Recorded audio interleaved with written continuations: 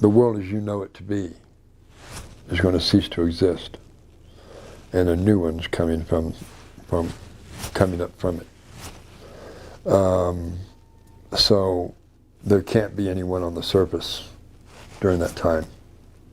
So they're going to inner Earth, hollow Earth, or Off-world. Off-world.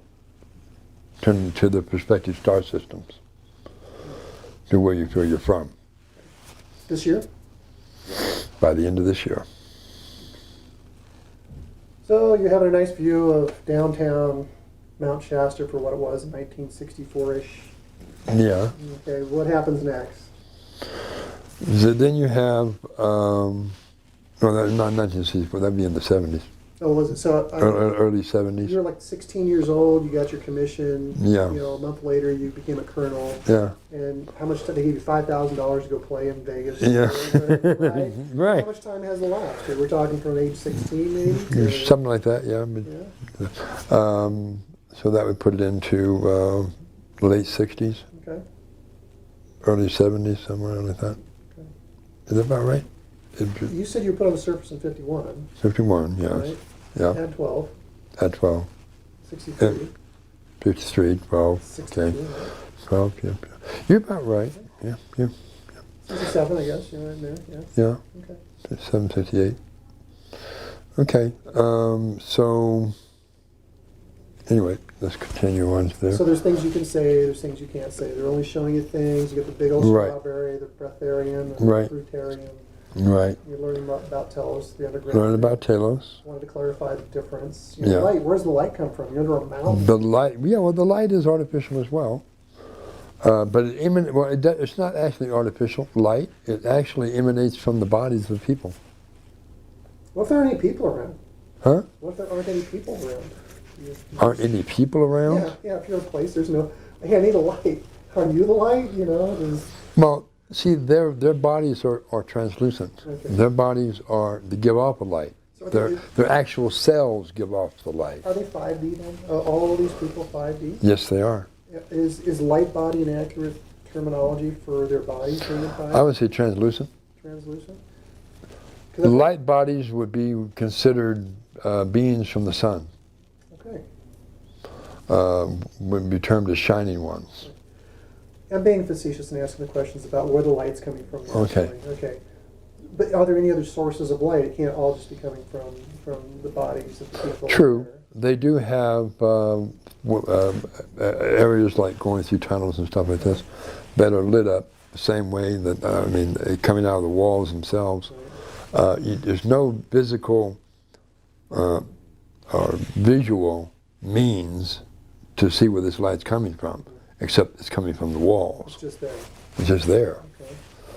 Okay. You can't see a light bulb. You can't see a source of light, but the whole entire tunnel lights up, which is I don't know. I wouldn't even try to explain it. The only thing I've read Sharula Dux's interview, which was like, I don't know, 10 years ago, 8 years ago, whatever it was, she gave that. Yeah. And she had described in there a bit about bioluminescence or kind of luminescent rock. And, that too. Things like this. Yeah. And there is a light source that is emanating from the rocks. I'm thinking maybe there's maybe some tubes behind the rocks or something that emanate. We're spending a lot of time on light. I was just very curious because being an electrician, I asked these questions. Where are the fixtures? Where's the wire? There is no fixture. Where's the conduit? There's no wires. It's coming from the people. Coming from the people. I get that. It's just like the people in the hollow earth are the same way. The light is emanating from their being, and it gives them all the light they need. Okay. So you had the giant strawberry. Yeah. It's sweet. Yeah. Yeah. And I was able to rest, and I was wonderful to rest and sleep in the gardens because they're so peaceful. There again, we saw different types of animals, very large. Some. Any T-Rexes roaming about? No, not in Telos. No. We did see some extremely large what we term as a mole. You know what a mole is? Sure. A very large mole, about 12 and a half feet long. Wow, that's a big mole. That's a big mole. And Do they have lawns in Telos? lawns? Yeah, of course. You know, grass and Of course they do. don't the moles kind of mess up the lawn? No. These Tunnels, the- you know? this particular type of mole was making tunnels, yes, but in the earth itself. And I mean, when it burrowed a hole, when you walk into that where it had burrowed, you'd be walk into a tunnel. This is how big this tunnel was. You know, you walk into this tunnel and there's this creature digging into the. Anyway, but Sounds messy. It could be, you know, lots of dirt. How many of these moles they have down there? oh, I only saw one myself. Well, it's probably good thing. Maybe one is all they need. Okay. I think I better shut up and let my father come in now. Where are you from first? What's your origin? Okay, so you went there. We can speed it up a bit if Yeah. you want. So you're there. You had to go back. You know. Yeah, I had to go back. When I went back, got back in the shuttle. Pardon me. Got back in the shuttle. A few moments later, we're back at the area 27. 27th level shuttle station. I step off, and of course I'm debriefed right away. Sure. I said, "What did you see?" I said, "Well, I can only tell you that I went to a city, underground city. I don't know where it was. Of course, I lied to them. I wasn't going to tell them where it was because I was asked not to. I just said it was underneath a mountain. You know, that's all I could tell them. I didn't say where. They said, "Well, what did you see?" And I said, "Well, I told them somewhat about the city, but not all that much." "How was it powered? Was it powered with nuclear power?" No, they didn't use nuclear power at all. They had a lighting system that was surpasses anything we have. And they said, "Well, what about air?" I said, "Well, they had shafts that went to the surface. And they also had artificial air, oxygen." I told them what I felt they would pass, so to speak. Like I said, I was requested not to say certain things, which I didn't. I kept I respected their privacy. And then, of course, the next day they said, "Okay, you're being requested by name again. What is your connection with these people?" And I'm going, that's what they're asking me, you know. I said, "Well, maybe I just find favor in their eyes or something. Maybe I don't know." And one of the officers says, "You're too damn honest. That's what your problem is." I said, "Well, maybe that's why they trust me." You know. So, well, whatever. So, went down to this shuttle station, area, level 27 again. Got on it. This time it was going in a different direction. Instead of going to the right, we were going to the left. Same two people were in it. They said, "Welcome. Are you ready for your journey to Hollow Earth?" And I said, "Yes." I said, "Okay. Would you like to sit up here and watch instead of sitting in the back?" I said, "Yeah, sure." So they put me in the seat between them, and off we went. And how this thing went through these tunnels so quick. I mean, it went straight, and all of a sudden it went like this. I mean, it's like L-turn, you know. I'm going, whoa! Wait a minute, that was a little too fast, you know. And then I felt felt like we were going down. The motion was very negligible, very slight, but yet I felt we were going down, and we were. Earth pop when you're going down? Feel any pressure? No, no air popping. Artificial gravity within the craft. And we went down. We got to the 400-mile marker and they stopped. Completely stopped. And I said, why we stopped? Well, we're equalizing pressure. And I said, why? They said, because you're at the center of gravity. I said, what? You at the center of gravity? 400 miles into the Earth's crust is the center of gravity. I said, oh, okay. And they started up again. A few moments later, we surface at the shuttle station. I step out, I look up, and here's the sun that don't move. I said, this looks familiar. And they said it should. And I said, oh, okay. So I'm sitting there and we're looking around. And I said, well, what am I to do now? Whatever you want to do. Just have yourself a blast. So I started visiting some places. I went to Pathologos Library. And a few other places. And they said, okay, you're going to meet with the Council of Hollow Earth. I said, okay. The same council that Admiral Byrd made contact with, had audience with. The Arianian Council. Say that again, the Ari... The Arianian Council.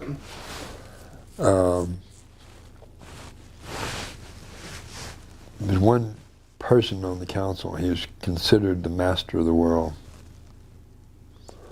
and very. He looked young, but yet I knew he was ancient, and so I met with him, talked with him. He asked me about Area 51 and what progression they have gotten to. Progression in what? Science, technology. I said, well, they're still tampering with nuclear power. And he says they shouldn't be doing that. I said, well, yeah, I agree with you there. They shouldn't be doing that. But they're doing it. It's something that they're doing. They're not about to relinquish that kind of power. At least not yet. And they said, yes, we know. I said, okay. You want to know, what else you want to know? I said, well, whatever you want to tell us. And I told them everything, all about my duty station, what I do, what I've been doing. And they said, okay. How do you like it here? I said, I like it a lot. Do I have to go back? They said, yes, you do. You have a mission. I said, that's me. The second time I heard that term, mission. What do you mean I have a mission? And they said, well, it's not in your recollection, but you volunteered for it. You and your sister. And I said, how can I remember that? Why can't I remember that? It's not time for you to remember that yet. The world is not ready yet for your message. Okay. So, went back, Area 51. What did you see? We know you went to the center of the planet. We know that much. What did you see? I said, a whole new world. A world of harmony, a world of peace. No chaos at all. The people there, they don't speak, they don't use their mouths to get them in trouble. They use mind-to-mind communications. So they put me in a room and started doing a bunch of tests on me again. That's normal for military. And they checked me out, and they said, well, what can you tell us about their sociology? I said, their sociology is they're all one body. All one. There's no separation between them. And they're always smiling. They love to smile. And they said, well, what is their military capability? I said, far more than yours. I said, let's put it this way. If they desired, they could bring a standstill to the entire surface of planet Earth. How's that for power? They want you to stop using nuclear power. It has too many bad side effects. And they want you to stop it. Well, you know that's not going to happen. I said, yeah, I know that's not going to happen, but they request that you stop. Well, when are we going to be able to gain entrance there? I says, whenever you're invited. Well, what makes you so privileged? Because I respect their privacy. Well, you have to tell us everything you saw. I said, no, I don't. I was requested not to say certain things, and that's going to be as it is. You're allowed to know certain things, but you're allowed to not know certain things.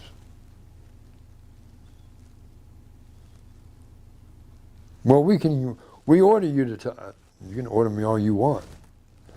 I'm only allowed to say certain things. Just like under your command, I'm also only allowed to say certain things. So respect their privacy. Just as they're respecting yours.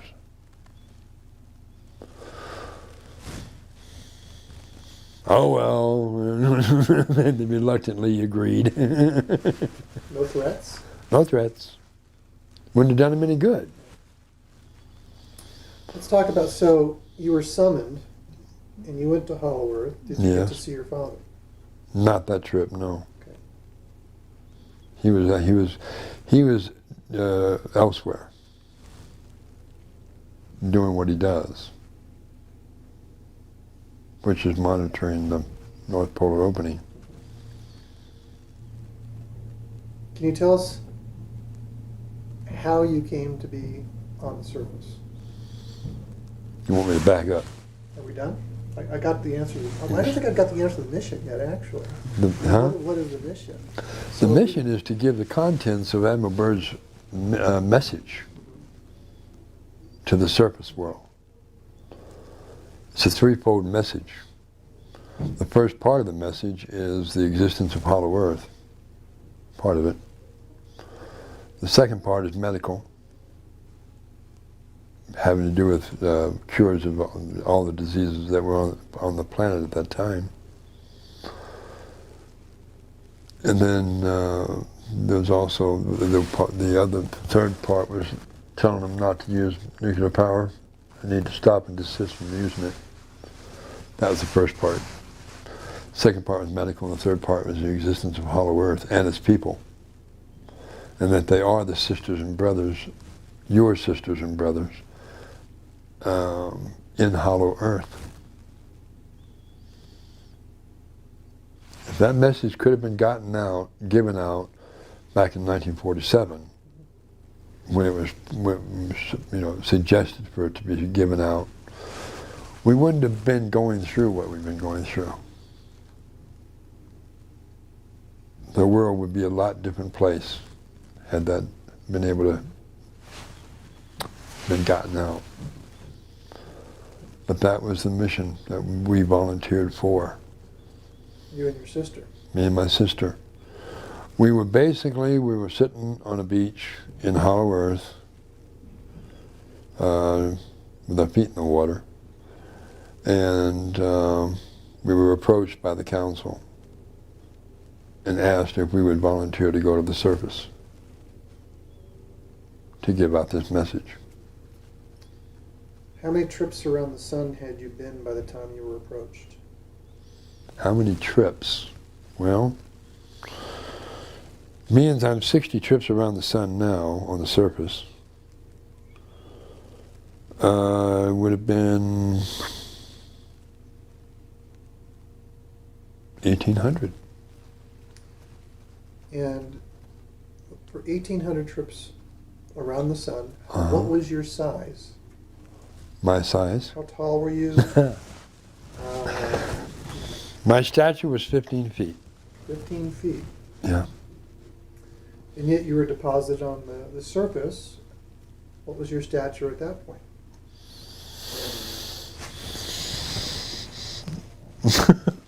About that tall. And surface age?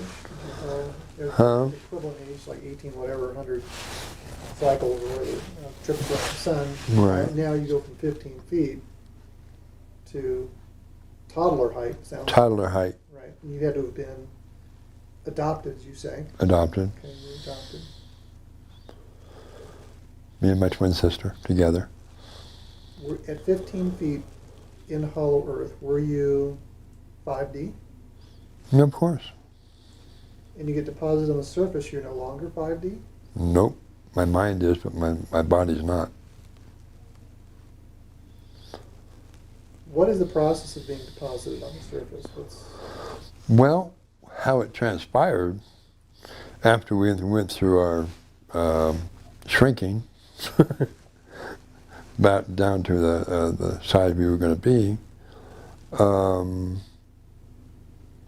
we were brought up by airship, deposited in the city park in Wichita Falls, Texas. We were wrapped in a blanket, put in a dumpster on top of the garbage, and to be found by the city park maintenance people and a police woman.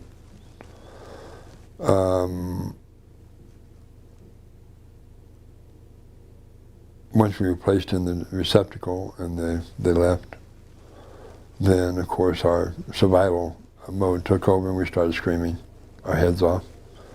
And we were heard by the city park maintenance worker and also a police woman that saw us, opened up the dumpster and saw us, took us out of it, and turned us over to Child Protective Services in Wichita Falls, Texas.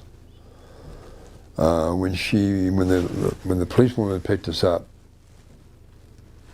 picked both of us up, her body started tingling, and she put us down because she didn't want to drop us.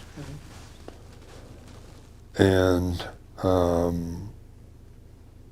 what had transpired when she picked us up was that she had had a issue with her body. I think she had breast cancer or something like that. And when she picked us up, she was instantly healed from just picking us up.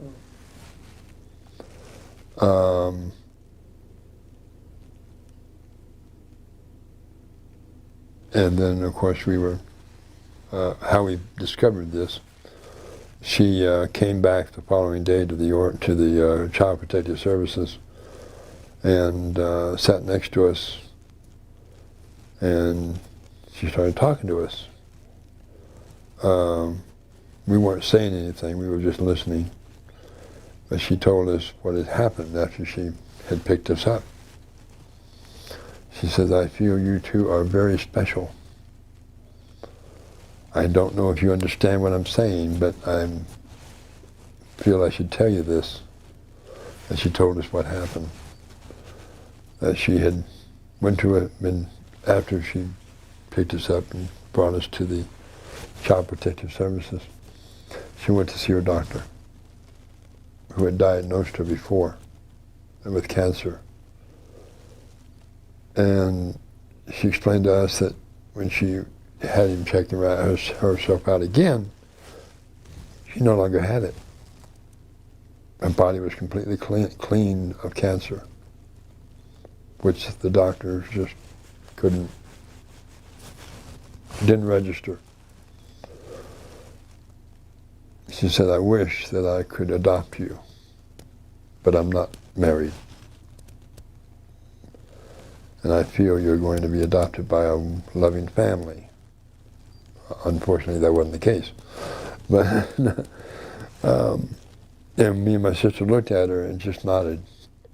That we acknowledged that we understood what she was saying. And we, in unison, we both gave her an impression in her mind that it's all right. We gave you a gift. She said, I understand you, but you're not talking. And we said, we know. And then she got permission to take us and turn us over to the orphanage. And she was assigned to take us there. After she took us there, and she said, these children are very special. They need to be put in quarantine, away from the other children. Which was a standard procedure anyway. So they put us away, me and my sister, into a room in the attic. All that was in there was a radio and a square box with a tube about this big around, black and white TV set. And we were in quarantine for like 3 or 4 weeks. And all that time we were there, we were learning,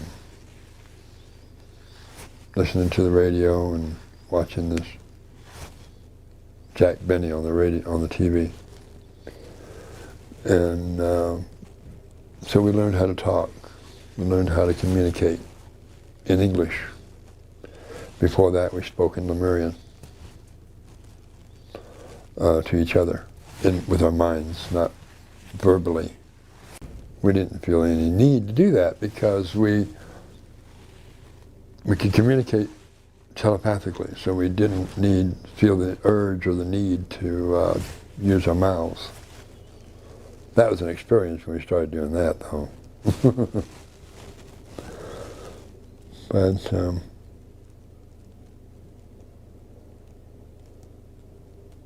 it was kind of hard to start talking. We saw how easy it was for other people, but when we started to talk ourselves, it seemed foreign. Something that was not normally, well, in the Hollow Earth is not done, hardly. But it was hard to form words. We had to learn how. And we did that in the privacy of that room that we were in.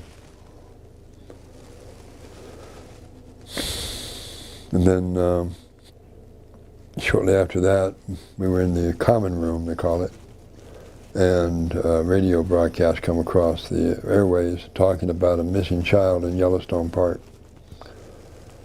And me and my sister were sitting there. We closed our eyes and we visualized where this child was. We wrote it down on a pad and pencil. They gave us a pad and paper because they thought we were deaf and dumb, couldn't talk, because we weren't talking. We wrote down the location of the child and we gave it to one of the staff members. They immediately called Yellowstone Park and told them where this child could be found. They said, how do you know this? We have a couple children here that have extraordinary senses. And they told us where this child was. So they checked it out, and they found the child. It was a Native American ranger got in the helicopter and took off to the location where this child was. 5 miles from the search area. They were trying to figure out how this child got 5 miles from this out of the search area. And the Native American ranger walked into the cave, Bear Rock Cave. As he walked into the cave, he saw a female Sasquatch nursing the child. He walked in, the Sasquatch saw the Native American ranger, picked the child up, carried it over to him, and put it in his arms. Turned around, walked back, sat next to the fire. He brought the child back to the search area, and it made headlines for that. Interesting. I didn't expect Sasquatch to come out of this story. I really didn't. Sasquatch is real. Yeah, oh yeah. But it's actually called a Chatus. It's not called a Sasquatch. Chatus. Prefers the term of Chatus.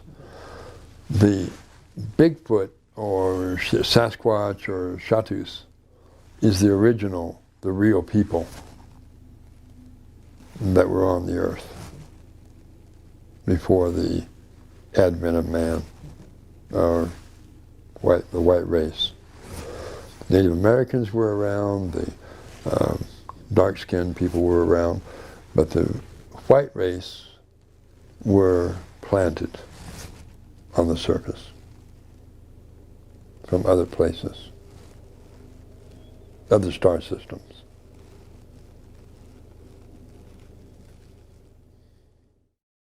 Okay, what was the last question I asked you? What are my claims? Yeah, let's start from there. So what are your claims? Well, that I was born in Hollow Earth, and that I'm here to my mission is to bring forth the contents of Admiral Byrd's message that was given to him by the Council of the Hollow Earth, the Orionians, master of the world, and that the people of Hollow Earth are your sisters and brothers that love you dearly, that are very concerned for your welfare, and they're now preparing to come to the surface. The Agarthians are already on the surface, and they're doing their work quite diligently. And the work they're doing is to clear up the atmosphere, clear up your air quality, cleanse the pollutions that are in your oceans, clear up the oil that's in the Gulf of Mexico, and the poisons that it's producing. Also, another claim is that the Earth is about to go through a physical change as well as higher dimensional change, and this will be taking place before the end of this year.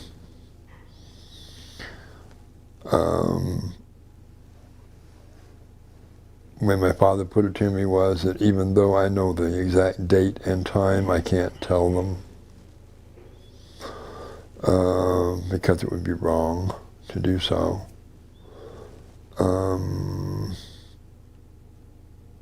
And that they're God, and they are the creator.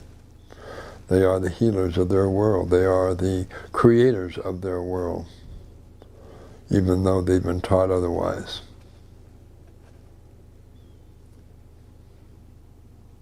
You asked me about the headbands. I will get to that in a moment.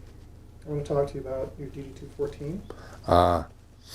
DD-214, from the separation from the military. Why don't you tell the audience what your rank was in the military? My rank was full bird colonel. How long you were in? I was in for 11.5 years. That was active duty. And then another 5 years inactive after that. So my DD-214 that I had received upon exiting the military was all put in a record box by me, sealed and put away for shipping because I was being reassigned. And upon the reassignment, we were being moved by U.S. military government movers. And conveniently, all my box of military discharge and all this was conveniently lost.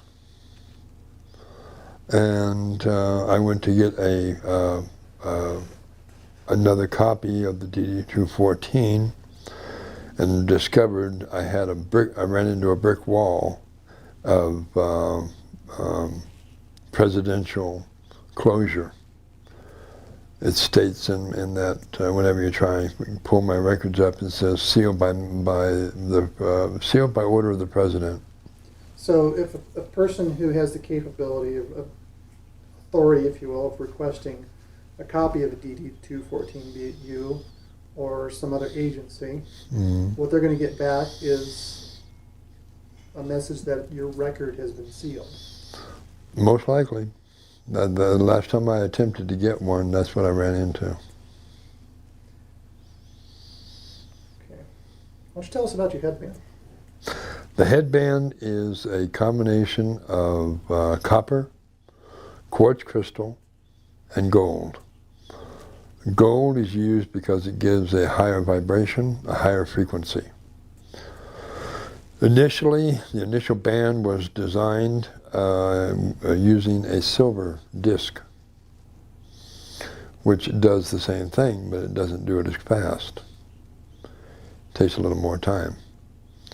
But it does work. It does definitely change your outlook, changes your, it works on your immune system, it works on your focus, it works on your clarity. It is an intergalactic communication device for communicating intergalactically. And it works, of which you are quite familiar with. Yes, I did try it on, and I went on a nice little trip. Thank you very much. Okay, I'm going to ask you a couple closing questions, and then we'll get on to Zorro. Okay. What is the legacy you want to leave behind? The legacy I want to leave behind? That I was able to give out the information required for my mission,